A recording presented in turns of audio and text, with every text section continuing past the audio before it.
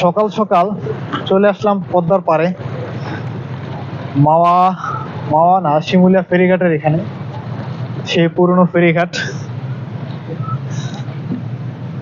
অনেকটাই নিস্তব্ধ ফেরিঘাট, কারণ ফেরিঘাটে যেহেতু কোনো এখন যানবাহন চলাচল করে না, সম্পূর্ণ হচ্ছে সেতুর উপর দিয়ে পারাপার হয়। আমার ওই পিছনেই হচ্ছে পদ্মা সেতু, ওই যে ওইদিকে, ওই দিক দিয়ে হচ্ছে মানুষজন এখন ব্রিজে পারাপার হয়। তবে গত বছর রোজার ঈদে থেকে, এই রোজার ঈদে না, যেটা গেছে লাস্ট, গত বছর রোজার ঈদে থেকে মোটরসাইকেল চালু হওয়ার পর থেকে মোটরসাইকেল আরোহীদেরও সুবিধা হয়েছে, বিশেষ করে আমারও সুবিধা হয়েছে। কারণ আমি গ্রামের বাড়িতে যখন যাই মোটরসাইকেল নিয়ে যাই। অসাধারণ একটা ভিউ। সকাল সকাল মনে হইতেছে মানে যে পরিমাণ ঢেউ, মানে কি বলবো, যে পরিমাণ ঢেউ বাতাসের কারণে পানিটাও প্রচুর পরিমাণে ঠান্ডা, পুরো একেবারে কক্সবাজারে ফিল পাওয়া যাইতেছে।